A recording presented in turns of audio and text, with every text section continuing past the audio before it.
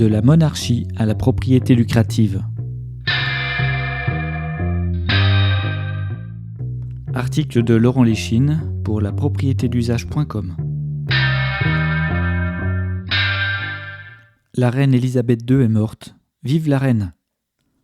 Lorsque je déroule le fil d'information sur mon smartphone le 8 septembre 2022 et que je constate que presque la totalité des articles du jour puis de la semaine concerne la mort d'une dame née dans une famille royale, je me pose une question naïve. À quelle époque vit-on ? D'où vient cette fascination, cette frénésie médiatique ?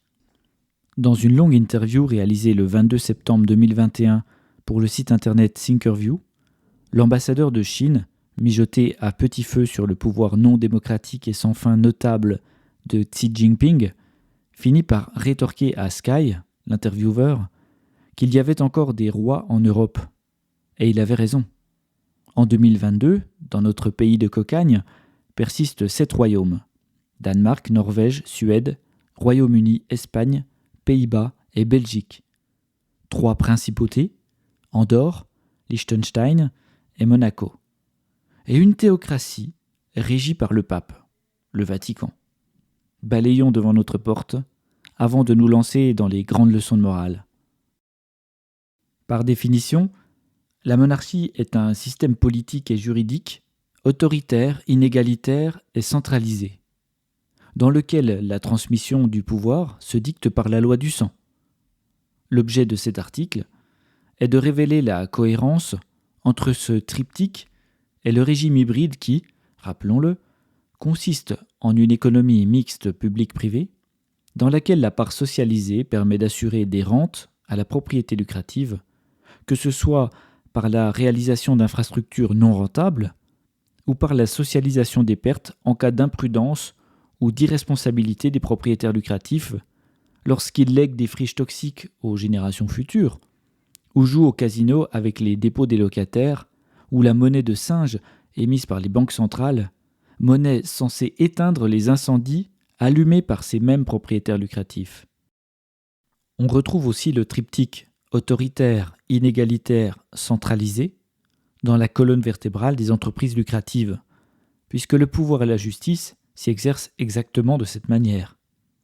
Nous vivons donc pleinement dans un monde régi par la loi féodale et les rentes, y compris dans un pays qui a tué symboliquement et physiquement le personnage royal.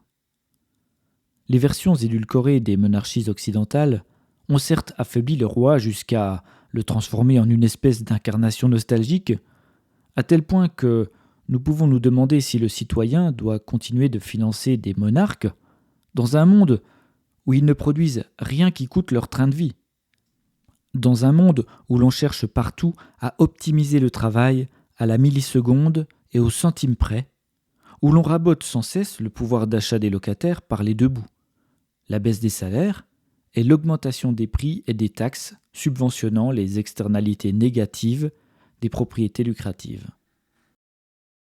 Nous connaissons bien les paradoxes du récit dominant anglo-saxon. Le premier réside dans l'impossible réconciliation entre le discours du mérite, le mythe du self-made man et la réalité des conditions d'accès à la classe dominante.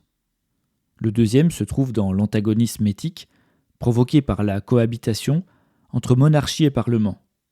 Dans tous les cas, les rois et les reines vivent aux frais du contribuable, fournissent un travail mal défini qui consiste à provoquer une sorte de vibration passéiste, un regret ou une illusion d'empire lors de cérémonies de grande pompe ridiculeusement anachroniques, ou d'entretenir un genre d'attraction touristique consistant à s'entasser contre la grille de Buckingham Palace pour admirer une cour vide et la façade d'un bâtiment à l'architecture répétitive et symétrique, puis réaliser un selfie tout en imaginant que le roi ou la reine va peut-être surgir à la fenêtre pour s'immiscer dans le cadrage de la capsule vidéo, provoquant une émeute qui obligerait les bobbies à donner un signe de vie.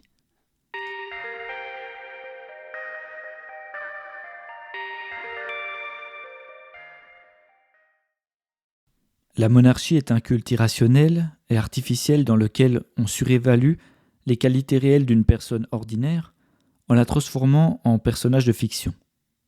Bébé, lorsqu'il sort du ventre de sa mère et pousse son premier cri, un roi n'a rien de plus que vous ou moi. Il est vulnérable, nu et humide. Il respire de l'air pour la première fois. Bien que dans ses veines circule un sang aux qualités chimiques banales, l'ADN du pouvoir le sépare du commun des mortels. Qu'il le veuille ou non, il deviendra un dominant, quoi qu'il en coûte. Comme le bébé roi pourrait être confondu avec un bébé de locataire intégral, horreur absolue, le système monarchique doit pratiquer sa métamorphose pour transformer la personne ordinaire en personnage extraordinaire, lui enfiler un costume parfois trop grand, des souliers forcés aux chausse-pieds, lui apprendre les mondanités de la cérémonie du thé pour se différencier de ses sujets. D'une certaine manière, le prince Harry incarne une forme de résistance à cette grotesque fanfaronnerie en refusant d'exercer ses fonctions au sein de la famille royale. Mais il reste un cas exceptionnel. La monarchie se révolte rarement contre elle-même, car la condition monarchique demeure très confortable, et l'on voit rarement des rois mourir de faim ou vivre dans un carton. Alors, a-t-on besoin de rois ? Un monarchiste vous répondra en méprisant le peuple, puisque c'est un monarchiste, que l'homme possède un besoin de guidage par l'incarnation royale et son autorité pour sentir son appartenance à une communauté étatique.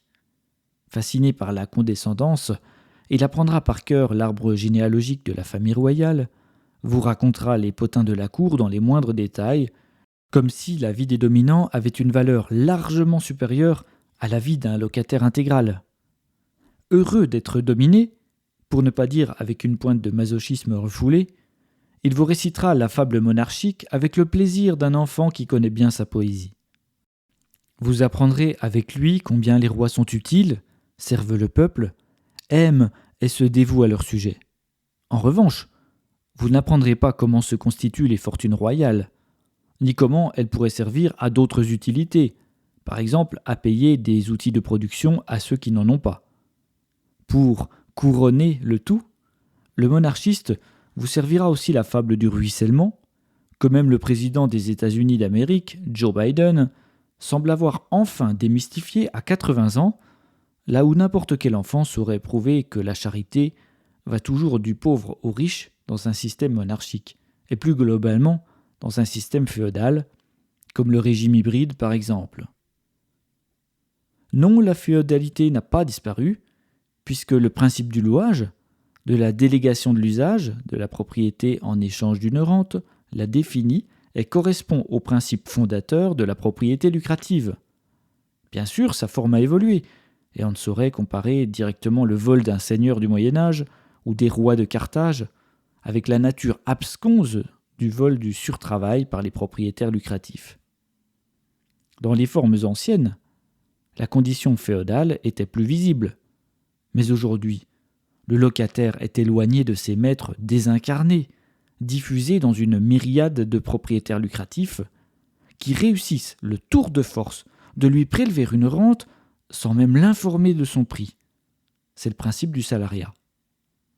Au moins, la monarchie annonce la couleur, avec des dorures, du faste, du clinquant.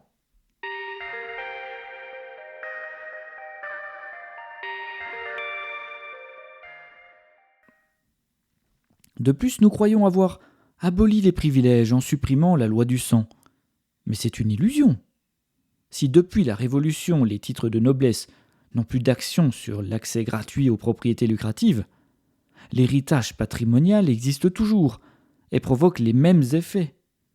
Le mot « révolution », hérité de la mécanique, décrivant le moment à partir duquel un astre réitère son mouvement passé à l'identique, correspond à merveille à la situation. Nous avons passé la Révolution pour revivre l'ancienne trajectoire féodale. L'enfant d'une grande fortune ne part pas dans la vie avec les mêmes éléments que l'enfant de locataire terminal et aura peu de chances de devoir pédaler sur la glace dans les nuits d'hiver pour livrer des sushis ou d'effectuer des travaux dangereux et sous-payés. Si l'héritier de la propriété lucrative et le locataire terminal déshérité ont des enfants à leur tour, lequel perpétuera la domination de sa lignée et lequel restera dominé. Suspense. Au fond, quelle différence fondamentale y a-t-il entre un héritage patrimonial et la transmission d'un titre de noblesse ? Aucune.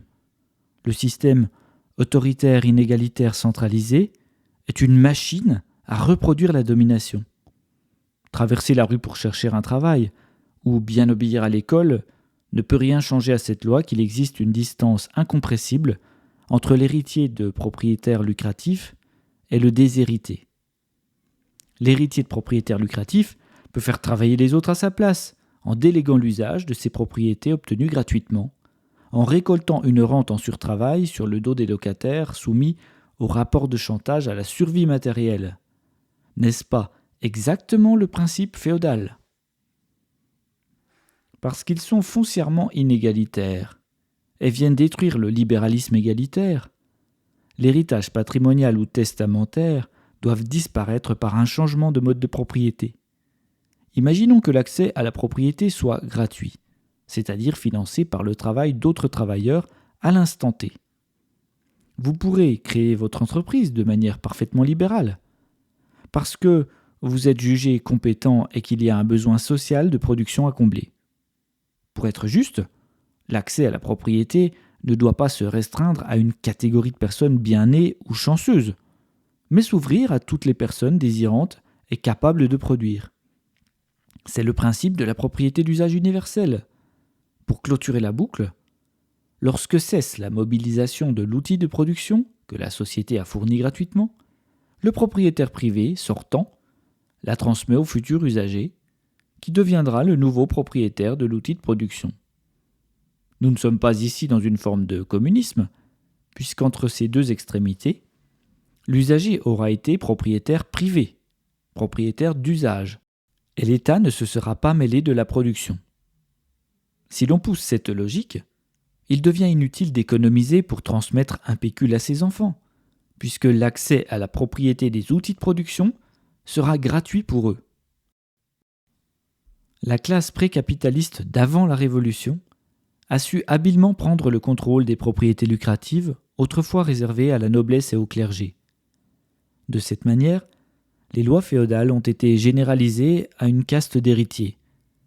Les petits propriétaires lucratifs étant généralement des agents doubles, c'est-à-dire à la fois locataires et propriétaires, ont pris une influence énorme qu'on retrouve aujourd'hui éclatée dans les portefeuilles d'actions. Il est possible d'être criblé de dettes et de toucher une part des dividendes soutirés du surtravail des camarades aussi pauvres que soi.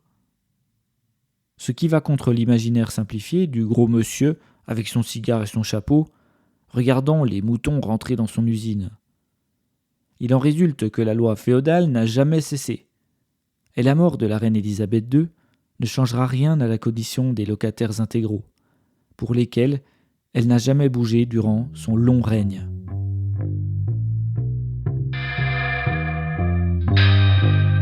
Retrouvez tous les articles lus sur lapropriétédusage.com.